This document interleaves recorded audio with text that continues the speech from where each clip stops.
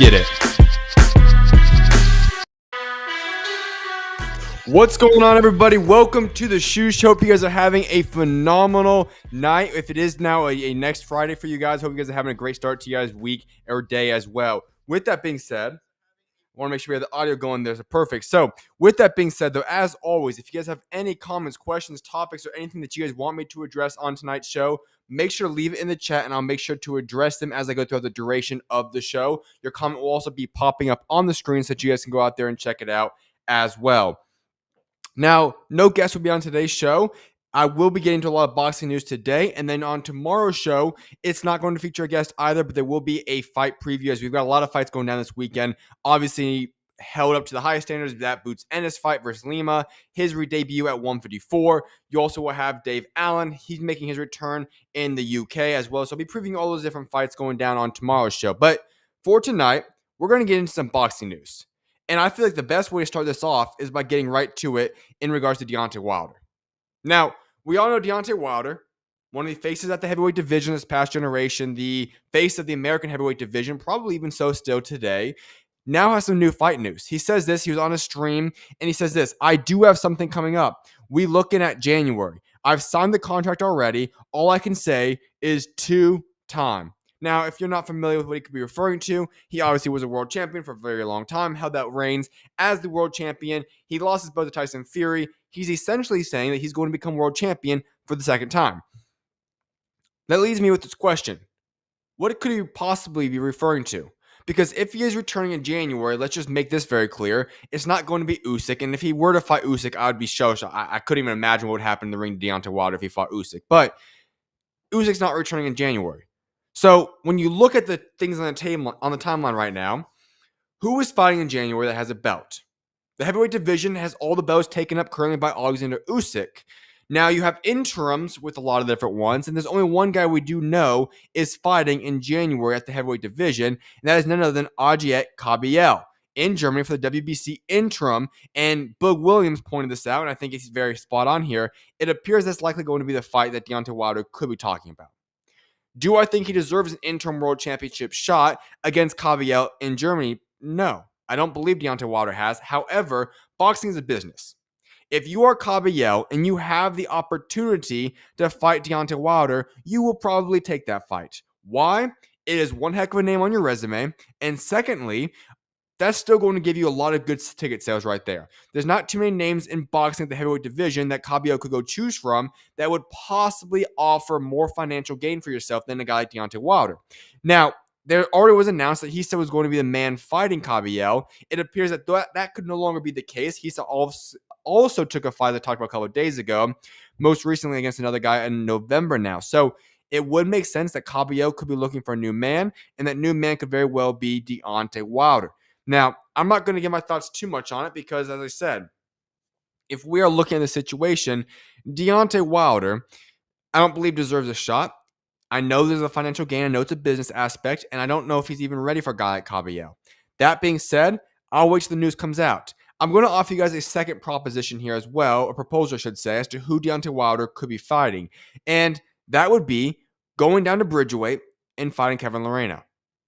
We've always said that for Deontay Wilder, he could easily make the cruiserweight division. He could also obviously make a bridgeweight division as well. He's one of the smallest terms of weight at the heavyweight division that we have seen in a very long time. If Deontay Wilder still wanted to become a world champion in another division, and that could be why I'm saying two-time, I could see him move down to bridgeweight, whether you think that is a real championship or not, and fight a guy like Kevin Lerena, and boost his name up there by fighting a solid fight in Lerena, becoming a world champion at bridgeweight, two-weight class world champion, you could say.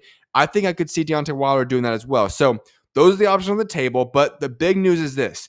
Deontay Wilder is hinting at the fact that he will be making his return early 2026, possibly even January, and he has already signed a contract. I think it comes down to Kabayel or Lerena, one for the WBC interim heavyweight world championship, and one will be for the bridgeweight world championship that Lerena currently holds. So that's what's in store for Deontay Wilder. Ryan MURATALLA, Andy Cruz, is now headed to purse bids. Matchroom, on behalf of Andy Cruz, has requested immediate purse bids for Cruz's IBF mandatory title challenge against Ryan MURATALLA. Rather than negotiate a deal, purse bids hearing will take place on October 16th, and it's going to be split at 65 to 35. All right. Very interesting news right here. I've been talking about this. There's been rumors that MURATALLA won't take the fight. He might vacate the belt. Who knows what's going to happen? I want to personally see this fight. I think it's a very interesting fight to be made here, and we'll see what happens. Hopefully the fight gets made, and MURATALLA takes the offer, and we get the World Championship fight between Andy Cruz and Ryan MURATALLA by the end of this year or early 2026. Now, that hearing will take place October 16th, meaning there's going to be roughly a week or so until that happens. Hopefully, we do have clarity in the near future. I hope this fight ends up getting made. I don't want to see this be a situation where MURATALLA vacates, because if he does, it is a clear as day duck, and I do not know where MURATALLA goes from here if that's what he chooses to do. So hopefully we do get the fight. I've heard people say that he is going to take it, but we will see. All right, so on last night's show, I discussed this very unique opportunity, I should say, for Ryan Garcia. Ryan Garcia called out Mario Barrios, saying that he wants to go out there and fight Mario Barrios for a world championship. And I made it very clear. I said this, similar to what I just talked about with Deontay Wilder, is this aspect. If you are Ryan Garcia, do you deserve a world championship shot next? The answer is absolutely not. You just embarrassingly lost Uriah Romero in your last fight. However, boxing is a business. Ryan Garcia knows how to bring in cash. He knows how to bring in viewership.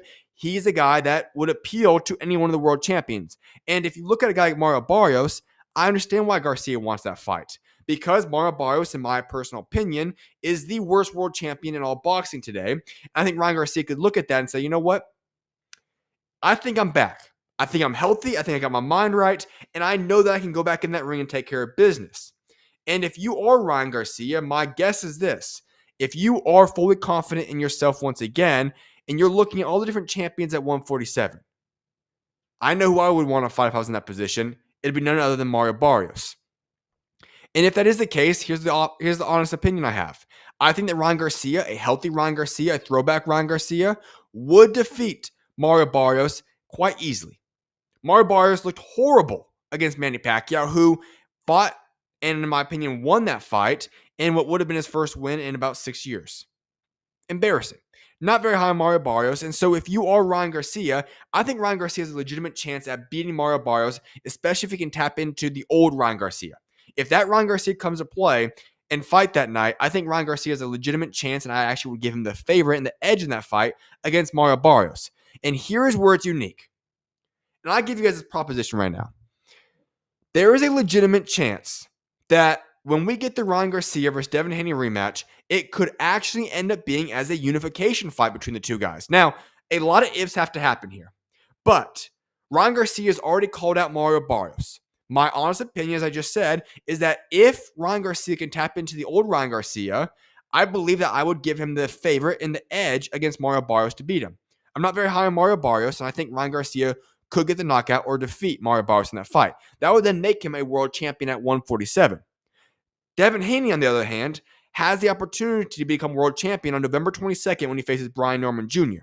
Will he win that fight? That's to be determined. But if Devin Haney goes in there, takes care of business, and defeats Brian Norman Jr., Devin Haney also would then be a world champion at 147.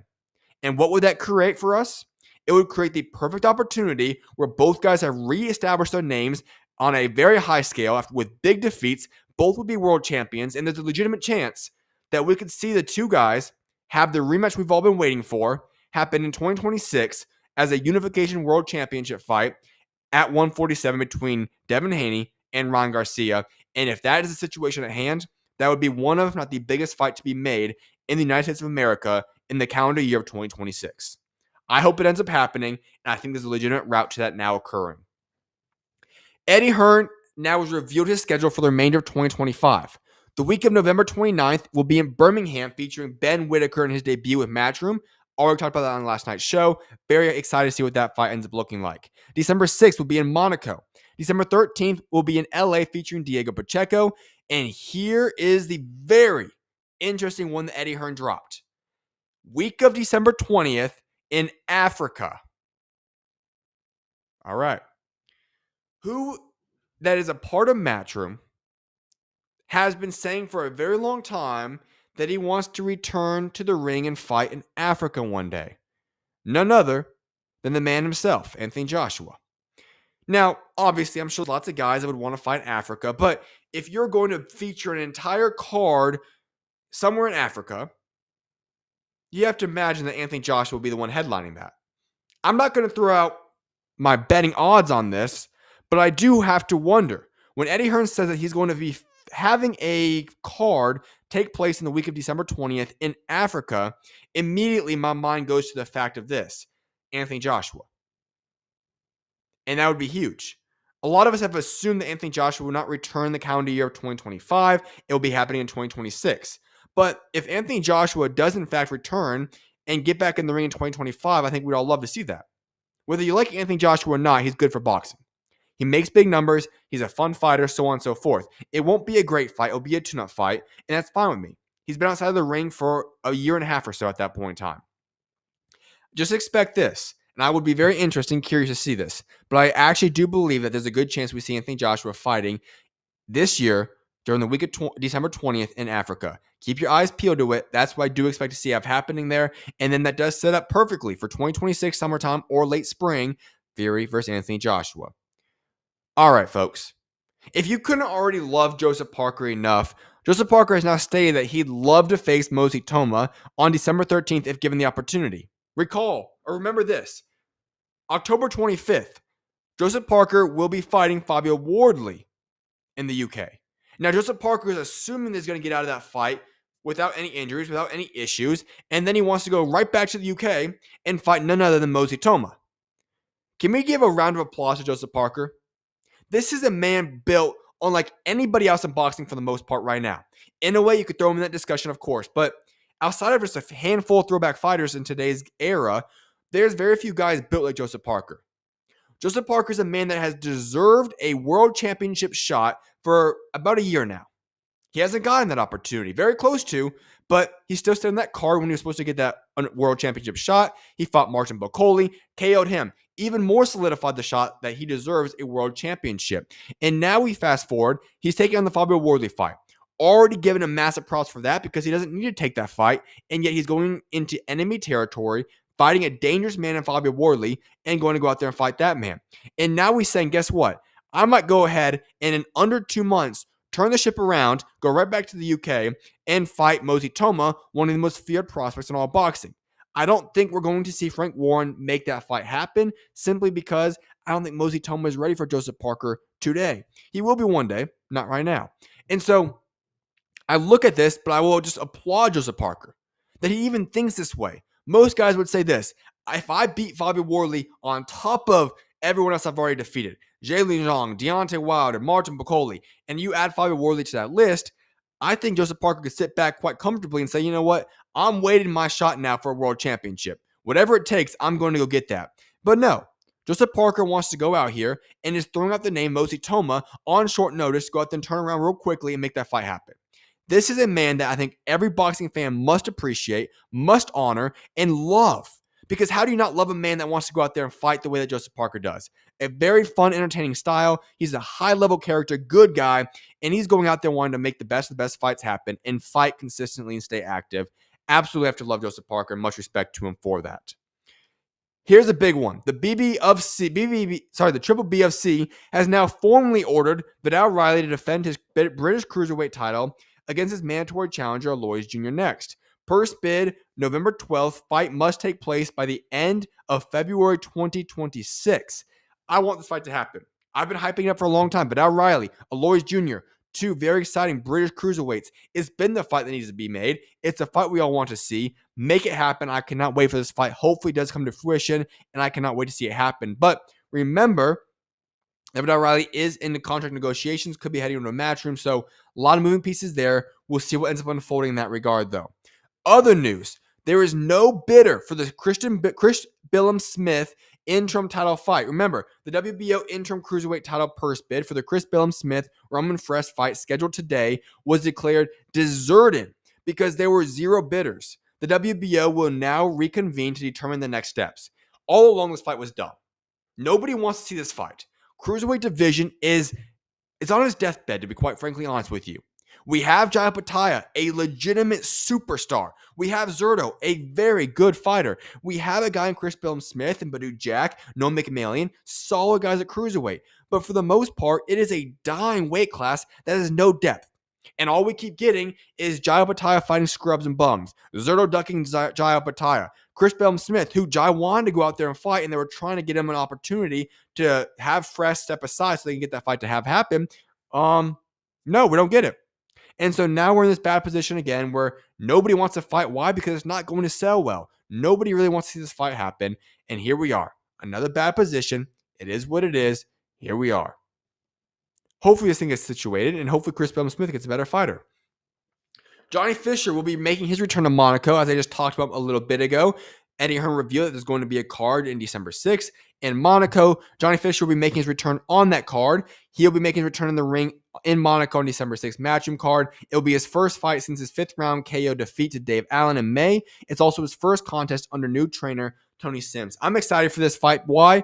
I think Johnny Fisher's a fun fighter. I think Dave Allen got the better of him. He's just the better man. I think Johnny Fisher will be a good domestic fighter for the next 5 to 10-ish years. And he's a good character, good person to have in the British boxing scene. And I'm excited to see what he looks like with Tony Sims. I'm very high on Tony Sims. I love what he brings to the table as a trainer. Phenomenal in that regard. I'm excited to see what this looks like. I want to see Johnny Fisher rebuild himself up a little bit and just see how does he improve, what does he look like under the management of Tony Sims. Last but not least, because I don't see any comments in the chat tonight, is this. Tenshin versus Takuma. Undercard has now been confirmed. We're going to have Nakano versus Reese Aleem. IBF featherweight final eliminator will be the co-main event. Toma Tsubi versus Carlos Cuerdas. And then Riku Masuda versus Jose Miguel Calderon Cervatas. This will be the undercard for the Tenshin Nasukawa and Takuma Inoue undercard, which will be phenomenal. Very looking forward to this fight. It's going to be great going down in November. So that's the undercard we got in place for that one as well. I think it's going to be great. Excited for Reese Aleem to get that opportunity as well. Go out there and fight in Japan. It'll be interesting to see him. He's more than earned that opportunity. I believe that's all that I have left for tonight's show. So with that being said, yes, that is all we got. I appreciate you guys all for tuning in to tonight's show. I hope you guys have a blessed rest of you guys' day. I will see you guys back live tomorrow. I will be live tomorrow. Like I said, fight preview, boxing news, the whole shebang going down tomorrow, likely around 5 to 6 p.m. Mountain Standard Time. So I'll see you guys then. May God bless you guys all. I hope you guys have a blessed rest of you guys' day, or continue your rest of your guys' day if it is morning time, depending on where you guys are tuning in. So may God bless you guys all. See you guys back here live tomorrow. God bless. And with that being said, SchuZ out. God bless you guys.